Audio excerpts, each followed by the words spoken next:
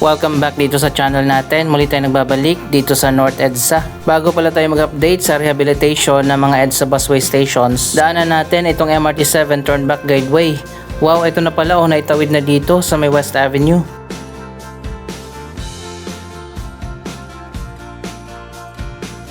Paunti-unti nadudugtungan na itong Turnback Guideway. Limitado lang kasi yung oras na pwede nilang gawin ito. Mula 10 PM hanggang 4 AM lang. Kaya mapapansin nyo medyo mabagal ang progress. Pero at least naitawid na dyan sa EDSA at nandito na sa bungad ng West Avenue. Dudugtungan pa yan, diretso na dito sa kabilang side.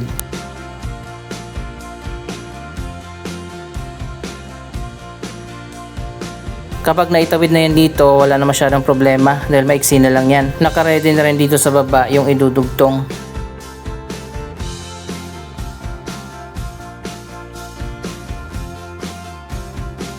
Minamadali na nila itong Turnback Guideway kasi nga nakaschedule na maging partially operational sa second quarter ng year 2027 ang 12 na mga station ng MRT7. Importante itong Turnback Guideway dahil dito nga magsisimula yung mga tren. Kaya kailangan nang matapos itong Turnback Guideway project ngayong 2026. Anyway, papuntahan na natin yung iba pa mga EDSA busway station na sumasailalim sa modernization. Natapos na ngayong bagong Kamuning EDSA busway station at nagkaroon na ng grand opening.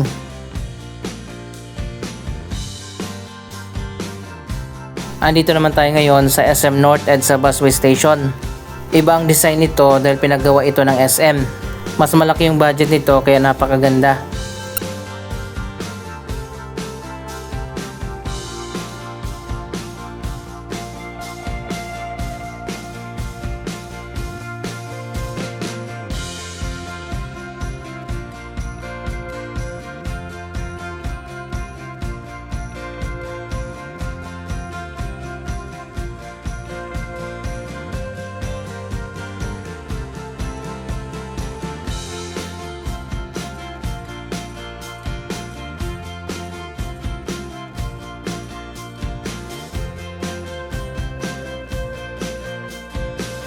Napanood nyo naman siguro yung vlog natin doon sa bagong Kamuning busway station. Ganon na magiging design sa modernization na gagawin nila, pero hindi ganito.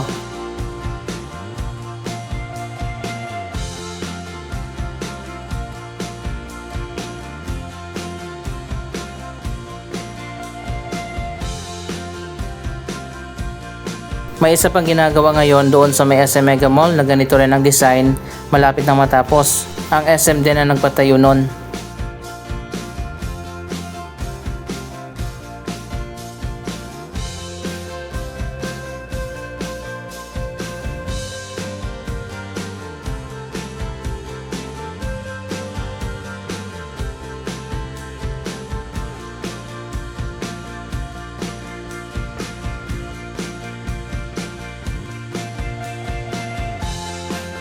Anyway, dalawang station yung pupuntahan natin, ang Bagong Barrio at Monumento Station. Bahagi ng Phase 1 ang modernization ng EDSA busway. Kasama din ang North Avenue at Guadalupe Station sa Phase 1 pero next time na natin yan pupuntahan. Dito sa dulo yung sakayan at babaan ng mga pasahero. Alam nyo, maganda doon sa Kamuning busway station, maluwag yung concourse area niya kumpara dito.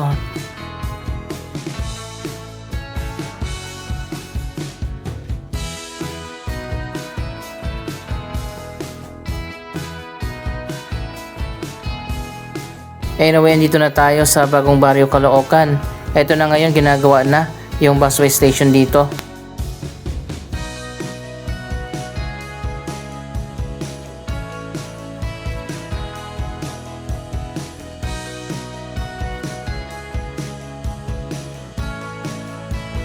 Last year ginawa nila itong footbridge na meron ng mga elevator. Hindi ko lang alam kung i-modernize pa ba itong footbridge at gagawin katulad sa footbridge sa Kamuning Station, pero sa tingin ko hindi na, ganito na talaga yung magiging design.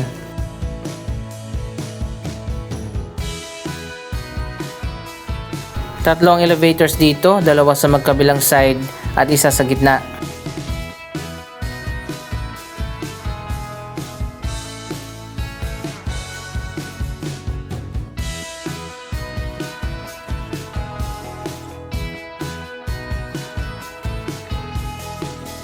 So ayun guys, sinarado na nga itong area na ginagawa na sa ngayon. Doon pala sila nagsisimula sa dulo.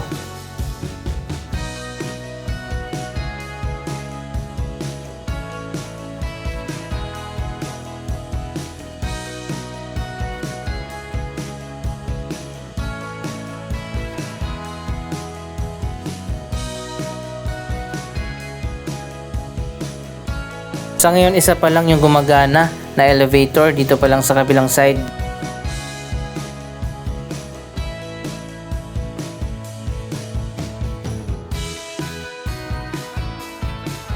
Sa tingin ko, bubuksan ito mga elevator kapag tapos na yung ginagawa na modernization.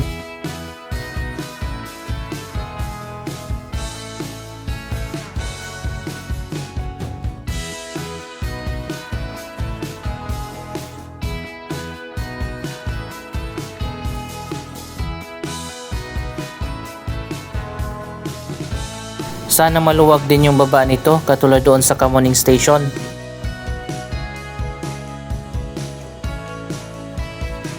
So ayan guys, makikita naman natin ginagawa na nga dito sa may dulo.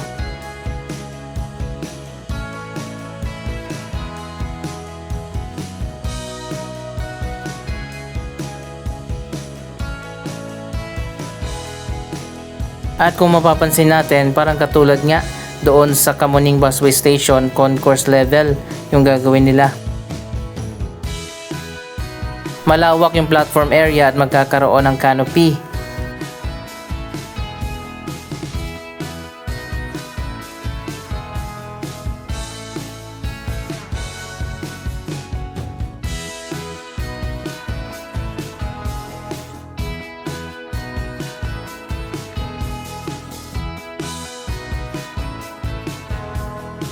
Magkakaroon ng mga bagong signage at route map.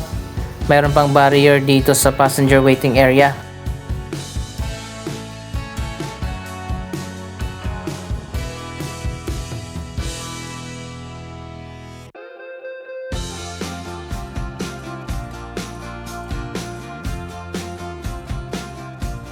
Ilan sa mga station, dalawa yung magiging access katulad nito. Dito sa kabilang dulo, mayroon pang isa pang footbridge na ginawa na magiging daanan din ng mga commuters.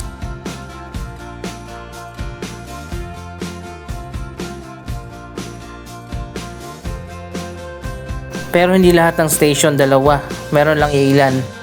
Ay nandito tayo sa ikalawang footbridge na pwedeng daanan din ng mga commuters. Pero dito naman walang elevators, nagdaanan lang.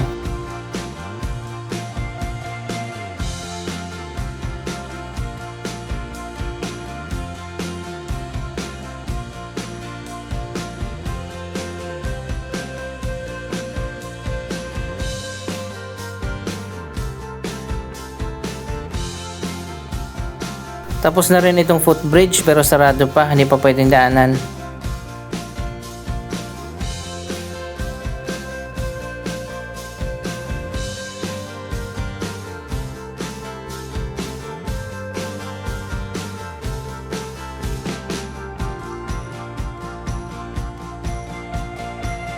Five to 6 months bago matapos ang bawat station. Pero dahil sabay-sabay naman na ginagawa, marami matatapos ngayong taon.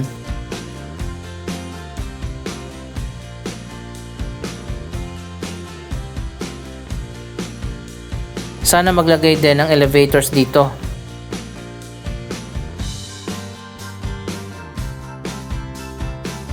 Next naman na pupuntahan natin ang Monumento Station.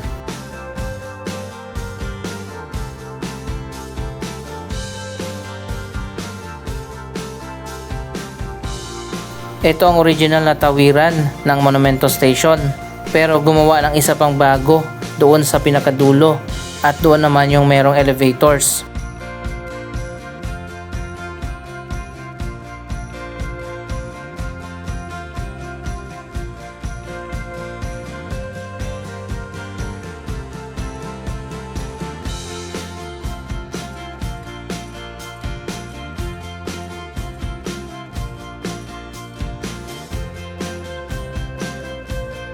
Andito kasi sa dulo yung sakayan at babaan.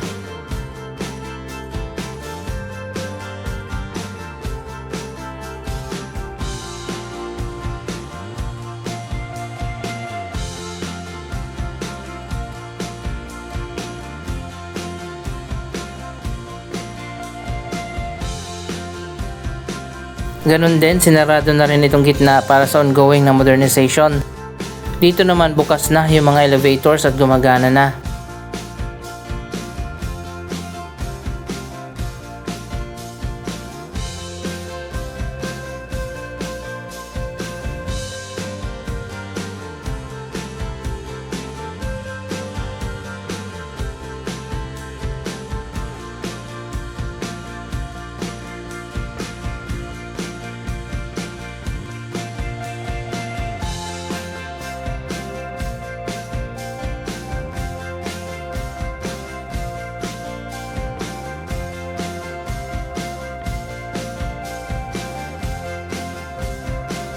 Sa tingin ko yung nilalagyan nila ng 2 footbridge na maging access sa mga commuters, yung mga lugar na marami ang mga pasahero. Katulad dito sa Caloocan.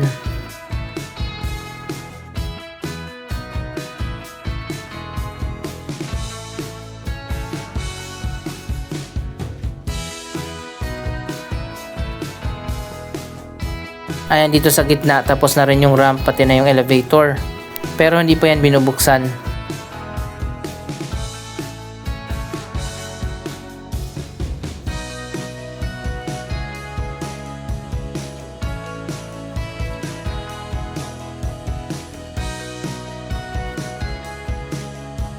So ayun guys, medyo matatagalan pa bago matapos. Tapos na rin yung hagdanan dito.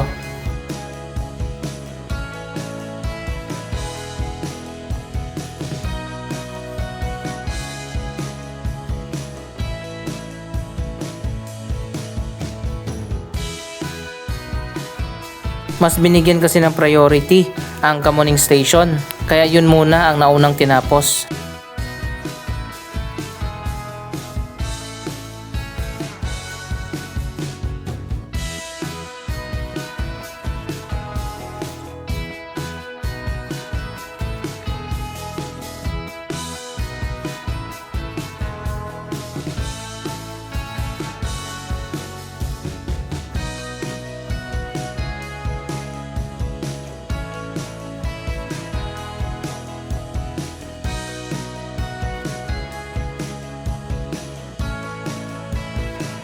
Dito sa dulo, meron ding elevator na gumagana na.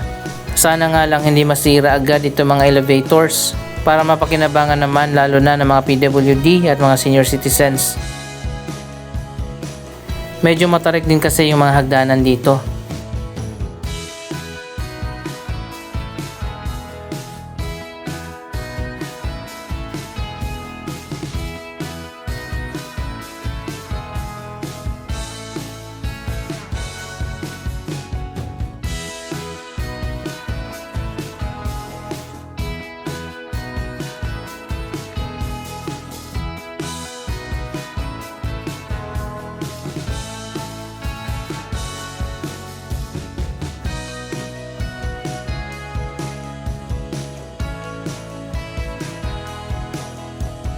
Bukod pa sa modernization ng mga existing na busway station, magtatayo din ng 3 pang bagong station, isa sa Cubao, Magallanes at doon sa labas ng PITX.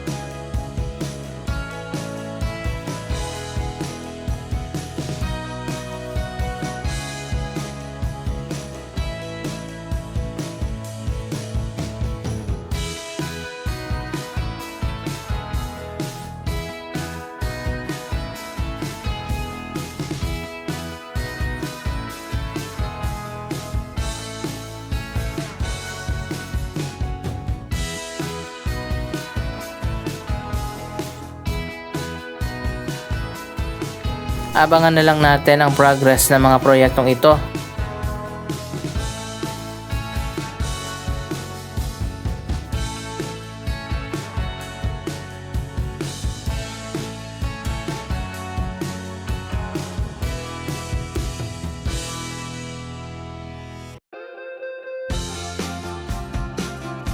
Patuloy tayo na magbibigay ng update sa mga susunod na buwan. Mag-comment lamang dyan sa baba ng inyong mga reaksyon.